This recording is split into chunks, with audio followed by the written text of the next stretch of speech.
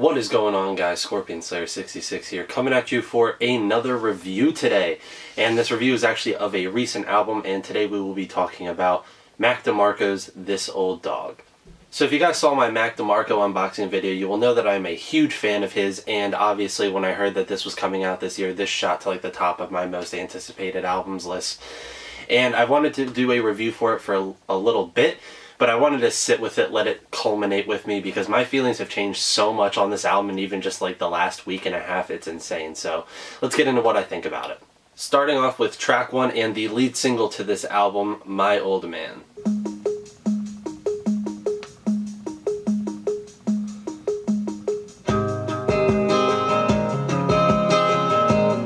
I really like how Mac took a different direction with the beginning song on this album. It really set up what the rest of the album was going to be like. I really love how it started off electronically. Like I said, it was a much needed difference between Mac's usual sound, and I think if people would have just heard another regular Mac DeMarco song at the beginning, they would have went into this album with low expectations. But he really changed up his sound here, and I really think it's fantastic. And lyrically, this is an amazing song, talking about how his dad abandoned him and how as he gets older, he starts to see more pieces of him inside of Mac, whether it be physically or emotionally or whatever like that. And all of these struggles that go along with that, you know, thinking about somebody that's abandoned you and seeing pieces of them in you is not an easy thing. So really awesome opening track, definitely sets up the album very well. Moving on to track 2, we have yet another single from the album, This Old Dog, the title track. This old dog ain't about to forget. Now, a lot of people have been digging this song a lot, and I do enjoy it, but I think it's kind of just another Mac DeMarco song. Even though the man's really never made a bad song, in my opinion, it's just getting kind of tiring hearing the same kind of instrumentation and lyrics, talking about getting older and yearning for the one you love and how you will never love them as much as you can possibly imagine, and how you can't express how much you love somebody.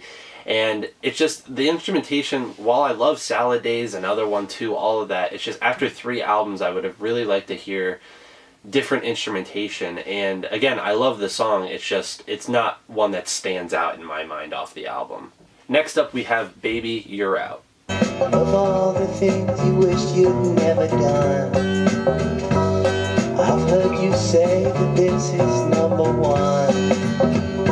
A lot of people have been saying that this is one of their least favorite songs on the entire album, and I completely don't understand that. This really sounds like something out of the Mother 2 soundtrack. You know, the synths, the way that they're placed, it sounds very upbeat, but the lyrics are kind of in the opposite direction. They're talking about looking into your past and understanding the things that you've done in the past, whether they be good or bad, but not letting regret hold you back. And mixed with the really interesting instrumentation, it creates a song that easily sticks in my head and definitely is one of the standout tracks on the album for me personally. Track number 4 is For the First Time. My side, simply being alive's been rough. So this is where the synthesizer elements of this album come in super heavy. This is the first like synth-led track, and it's really enjoyable, and I love the instrumentation in and of itself, but on multiple re-listens, the instrumentation doesn't really stick out for me personally, but the songwriting on this one really sticks out to me. This is the process of being broken up with, or breaking up a relationship, you know, all the excuses you make for why it happened, you know, not actually thinking that they're going to be gone forever and you're probably never going to talk to them again. It's something that pretty much everybody can relate to, and it's fantastic songwriting, but like I said, the instrumentation doesn't really stick with me a whole ton, so this is definitely one of the less impressive songs on the album for me. Track number 5 is titled One Another. Everybody's prone to some mistakes.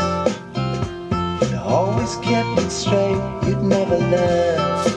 I really like this song simply because you can tell how much inspiration he drew from people like Paul Simon, Neil Young, early John Lennon, and stuff like that. It's very upbeat, very minimalistic instrumentation, just some acoustic guitars, maybe some bass and drums.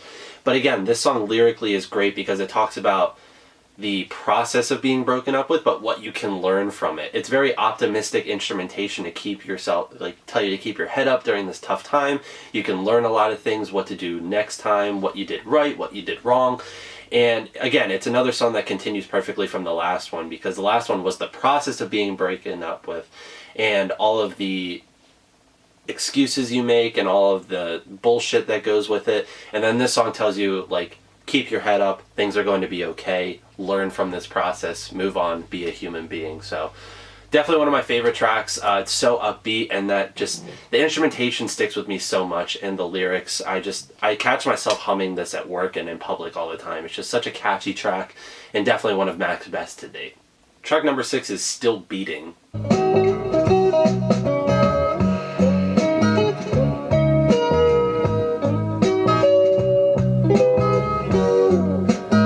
This song to me personally sounds like it could have fit very snugly in the Another One soundtrack. And this is yet another song about a breakup, but it comes from the perspective of somebody who cares about the partner they just broke up with, but they know that this is the best choice, whether it be situational or they're having issues or whatever. And again, this is another song that I enjoy very much so lyrically, but the instrumentation doesn't stick with me very much. It's just not a standout track for me personally. Not saying it's a bad song, it's just one of the songs that I could definitely see people not enjoying off the album. Closing out side 1, we have track number 7, Sister. So sad, so suddenly gone away. This is the shortest and most definitely the saddest song on the album in terms of instrumentation. It's very downtrodden, it's very low sounding, but it's a song in tribute to his half-sister Holly and how he's telling her all these things like, I'm gotta move, because he moved from New York to California, all of the emotions that go along with that. Just, it's overall a tribute to his half-sister who's been there more than even like the rest of his other side of his family from his dad's side. And it's a really beautiful song, and the instrumentation is really interesting, and both his voice and the instrumental go together so well, and the songwriting is so excellent. And it's very short. That's my only complaint with the track. That's why I wouldn't say it's one of my favorites. It's only like 1.5 minutes long. If it was longer and still as interesting, it probably would have been my favorite song on the album. But still fantastic song, great way to end the first side. Starting off side 2, we have track 8, Dreams from Yesterday. Once your dreams come knocking at your door. This track is super psychedelic, but it has a lot of edge of bossa nova music and synthesizer. It's a very weird combination of a lot of different genres, and it's definitely one of the standout instrumentals on the track for me personally. And lyrically, it's very great too, because it talks about the trials and tribulations of following your dreams. You know, some people let their dreams slip away, but then they bitch and moan that their dreams aren't coming to them, and it's their fault, but they want to cry and be upset that they're not following their dreams. And this just talks about, take the opportunity to do what you love to do. If an opportunity comes at your door for something that you love and that you dream about, take it. It doesn't matter if you fail or miss or mess up. It's just follow what you love to do, and eventually you'll be doing what you love to do. Track number 9, we have my favorite song on the whole album, A Wolf Who Wears Sheep's Clothes. A wolf who wears sheep's clothes.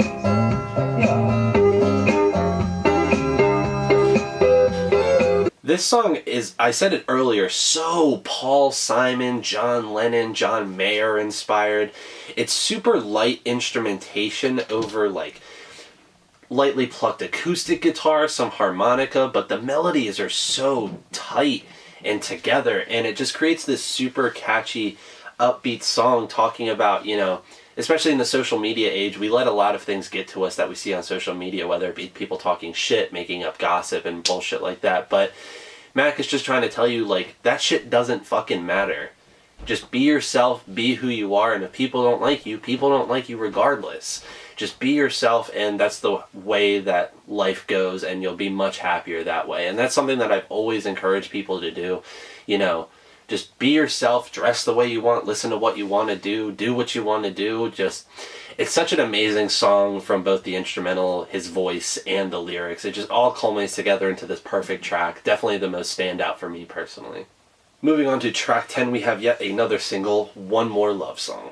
Another time, another shift, one last kiss. So yet again, we have another very synthesizer and piano heavy song. And this song talks about, you know, putting time and effort into a relationship, maybe over multiple years, and for it just to collapse, fall apart, and crumble, and having to start all over from square one, and the frustrations and the emotional compartment that goes with that. And this song's another one that just blends in for me. Again, not an awful song, but definitely one that like I couldn't name right away if you just played me like all of the synthesizer songs from back to back. Getting down to the last three songs, we have track 11, On the Level, which was also a single from the album.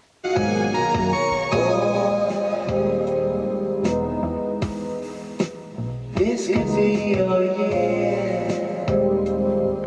So out of these synthesizer heavy songs on the album, this is probably my favorite just because the way that he uses his voice and the way that this was just synthesizer and piano, it actually kind of sticks out to me. It has a very distinct nature to it. And even though the lyrics are kind of a retread of My Old Man, you know, having to pass the torch from your father to your son and all of that stuff, since Mac didn't have that growing up, I kind of see this as like a cynical or sarcastic way of him talking about this torch passing process that pretty much everybody goes through at least once in their life. And that's another reason why it sticks out for me. Most of these other synth heavy songs are just love songs or yearning for the one you love or talking about his dad. But this one has a sarcastic edge to it, and being a very sarcastic person myself, it definitely makes this song stand out. So probably the best synth heavy song on the album. Track number 12 is Moonlight on the River.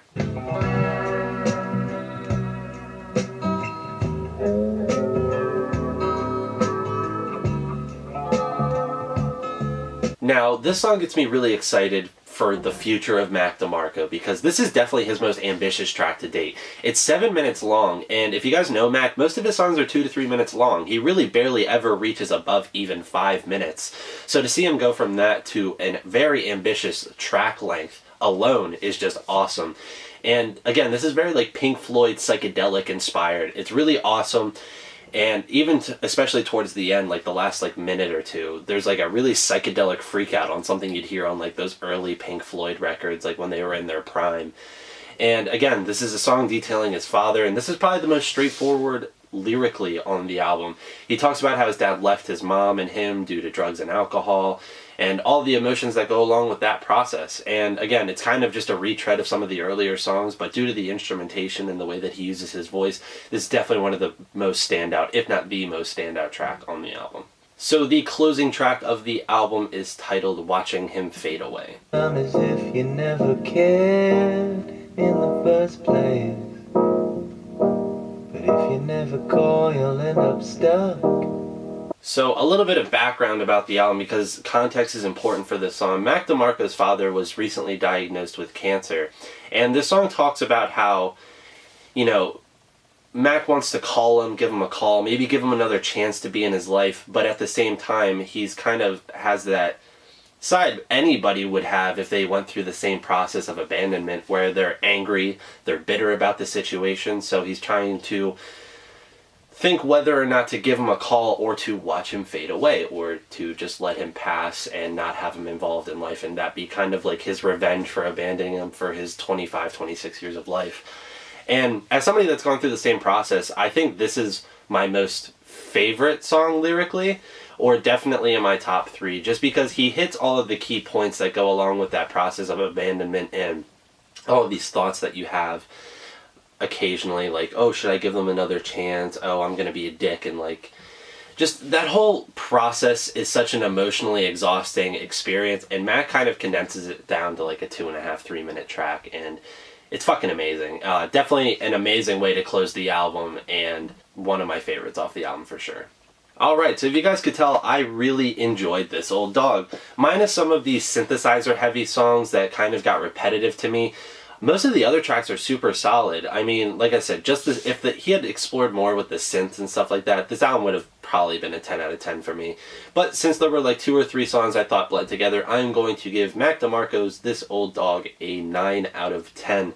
Again, really enjoyed it, and I am very happy with the direction that Mac is going with his career, and I hope he explores more in this direction down the road, because I thought this was probably his most ambitious album to date. So, not as good as Salad Days in my personal opinion, but definitely one of the highlights of Mac DeMarco's discography.